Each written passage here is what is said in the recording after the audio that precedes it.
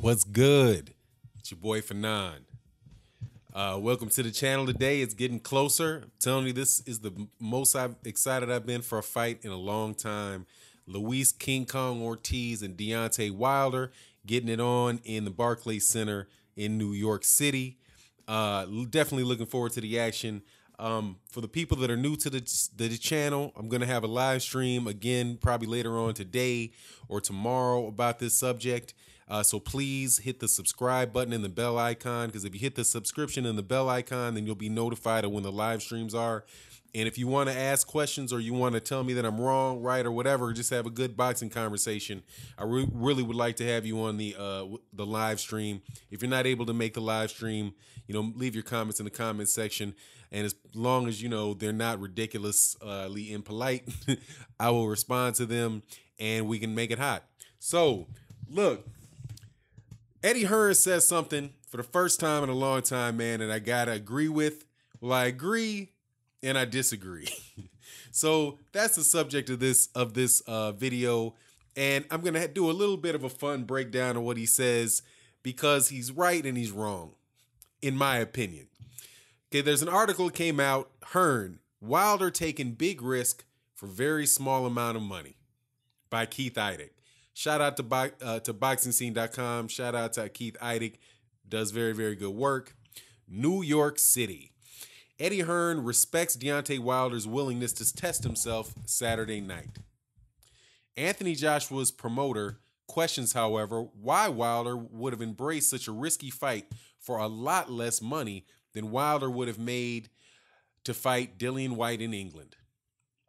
Wilder reportedly could have made $4 million for facing Whyte in London. The WBC heavyweight championship purse for Ortiz has not yet been disclosed, but it is believed to be less than $4 million.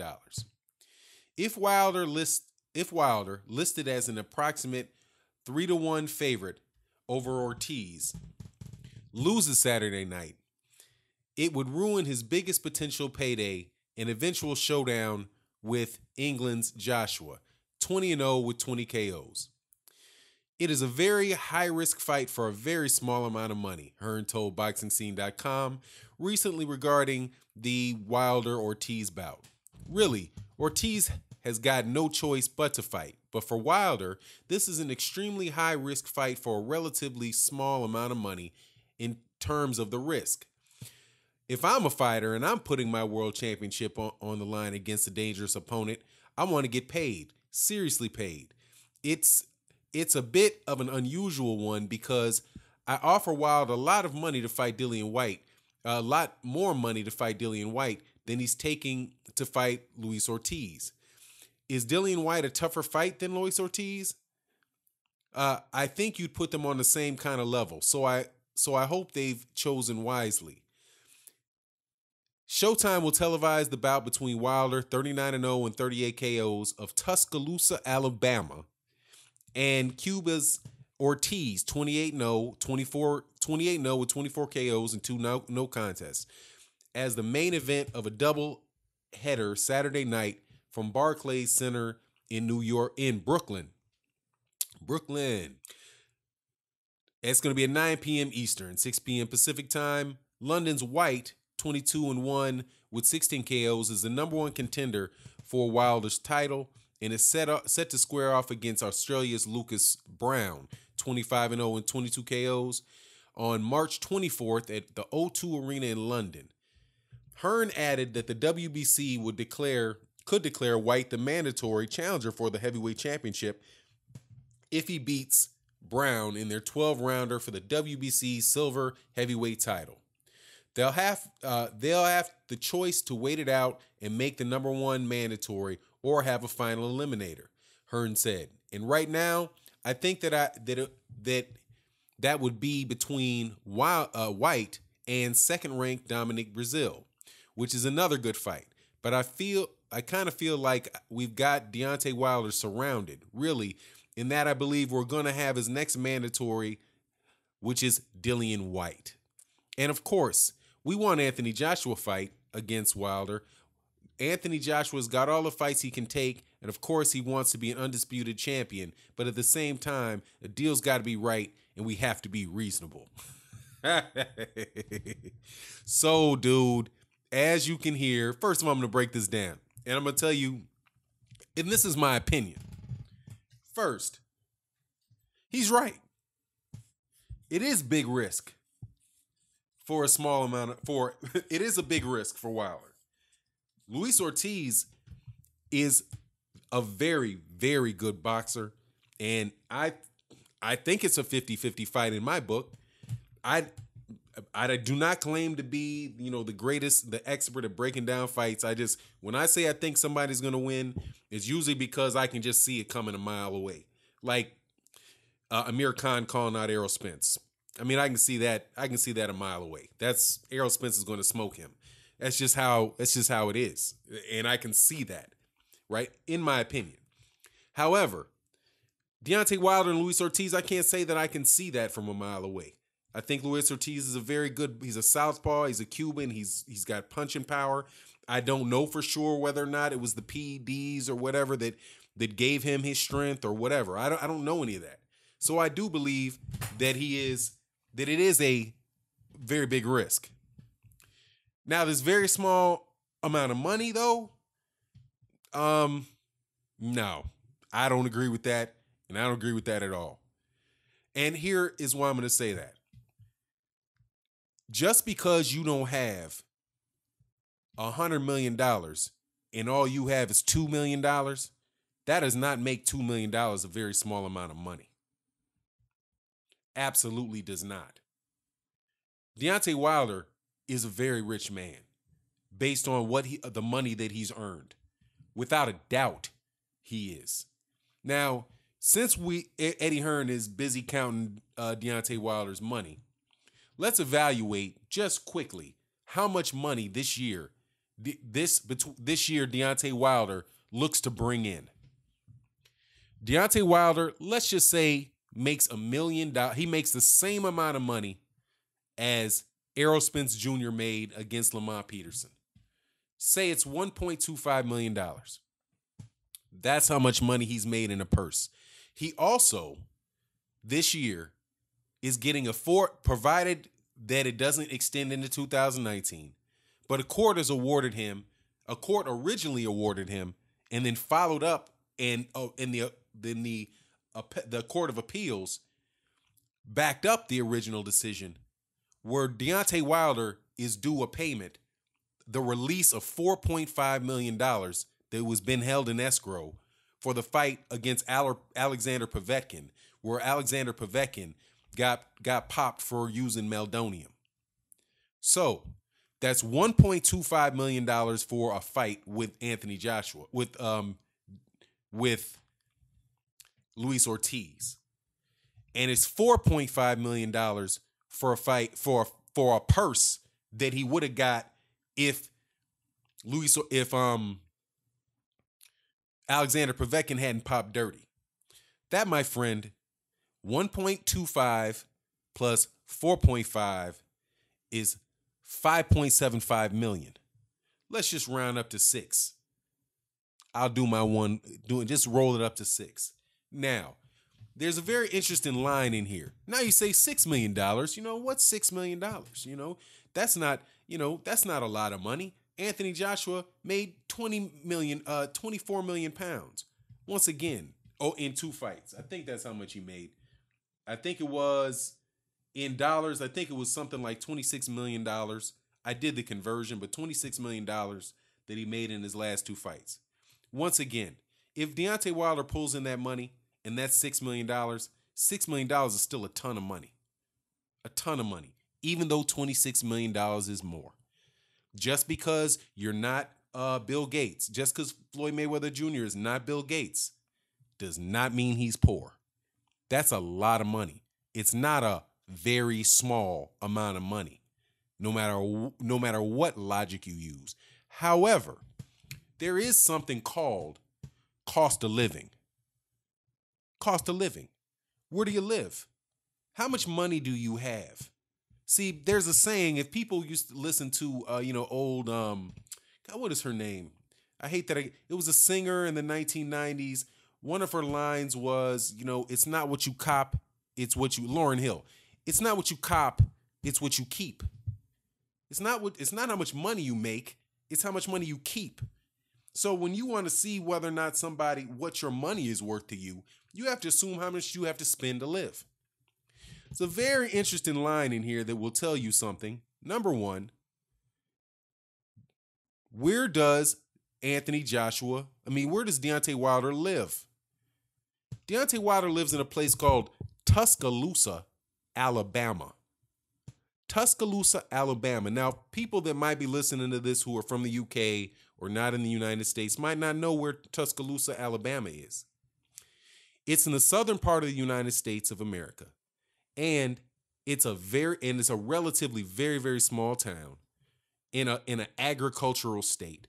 And it's what we affectionately recall it as the boondocks or the country. So, how much money is $6 million worth in Tuscaloosa, Alabama? Well, there's a calculation you can do for that. It's called cost of living adjustments.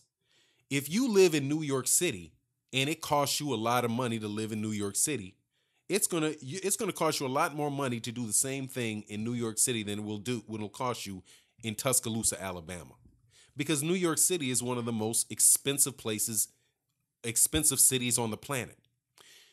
New York City's cost of living is on par with another extremely expensive city in the world, and that's London. London and New York City are two of the most expensive places to live in the world, and their cost of living is roughly the same. Tuscaloosa, Alabama, compared to New York, though, is in order on a $500,000 salary in Tuscaloosa, Alabama, to live the same way for $500,000 in Tuscaloosa, Alabama, you would have to make $1.2 million to live like that in New York. That is a 150% increase in the cost of living between where Deontay Wilder lives and where Anthony Joshua lives in London, because the cost of living is the same in London as it is in New York. So country boy Deontay Wilder, who Eddie Hearn's thinking is some idiot for not, for thinking that $1.5 million is a lot of money, multiply the $6 million that he's looking to make this year off of Ortiz and getting the purse that he's going to get that was held in escrow because Cheatin' Povetkin got popped on Meldonium, and you go to about $6 million. Multiply that by that cost of living adjustment. That would make it 12, because you have to say it's 100%. That's $12 million on 6. And then you have 3. It's roughly $15 million of London money. $15 million. So you do a dollar to pound conversion. I used to have this up here. This is really fun, man, when you want to cut through nonsense. Pound to dollar conversion, because it's, you get a little bit more for the pound. Pound is like, I think it's a 1.4 multiplier or something like that. So if you take, what did I say, 6, 12, $15 million is 10.75 million pounds in a cost of living in Tuscaloosa, Alabama. Now, some things like cars and other things like that might be the same, but roughly speaking, that's a doo-doo load of money in Tuscaloosa, Alabama, man. Okay? The dude is far from broke, so why would he do it? Why would he do it? Why would he choose to fight Luis Ortiz? And now let's not get delusional here, though. And see what I'm saying? When you can distrust people. When you distrust people in one thing, you can distrust them in everything. And I would say, hey, you can apply that to me too. You don't trust me, don't trust me. I'm cool with it. Eddie Hearn, I don't trust him, because he throws little lines in like this. A little bit of lines like this. It's a bit of an unusual one because I offered Wilder a lot more money to fight Dillian White than he's taken to fight Luis Ortiz. Is Dillian White a tougher fight than Ortiz? No, he's not. I think you'd put them on the same kind of level. No, I wouldn't. But what Eddie Hearn is insinuating is that especially when you go down to this line down here is, and of course they'll have to wait. Basically, I won't read it, but basically he's saying that they're trying to surround Deontay Wilder with who? With Dillian White. He's implying that he wouldn't take that money because to fight. He took less money to fight Ortiz because he sees Dillian White as a bigger threat. But eventually he's going to have to fight Dillian White and not Anthony Joshua, because you know Anthony Joshua has all these fights lined up that everybody wants to see before they see Deontay Wilder. Man, it's a joke, man. It's a joke. First of all, ain't nobody putting Dillian White on the level of Luis Ortiz. Now, I have seen and noticed that Eddie Hearn has been trying to, minimize the accomplishment that Deontay Wilder would have if he beats if he beats Luis Ortiz. First of all, he said that he expects Deontay Wilder to knock him out in 3 or 4 rounds. And now he's saying, well, maybe he's implying that maybe the reason that Deontay Wilder didn't want to fight Dillian White Deontay Wilder did not want to fight Dillian White for more money was that he was afraid of him. How about this? How about that he wants to fight Anthony Joshua? How's that? How about he wants to knock off an argument, get in a ring with Luis Ortiz, who it could be very well argued and persuasively argued that Anthony Joshua ducked because Luis Ortiz was Anthony Joshua's mandatory. And I'm not going to say Anthony Joshua ducked. Eddie Hearn steered him away from. Because I've heard Eddie Hearn say that they weren't going to fight Luis Ortiz. And they would be willing, if Luis Ortiz ended up being the WBA mandatory for Anthony Joshua, that he wouldn't, that they might vacate the belt. And then there's, of course, the myth out there that Kubrat Pulev was the first mandatory that Anthony Joshua was supposed to face with the IBF, when in fact it was the WBA who told Anthony Joshua to face his mandatory, which was Luis Ortiz, before the IBF did.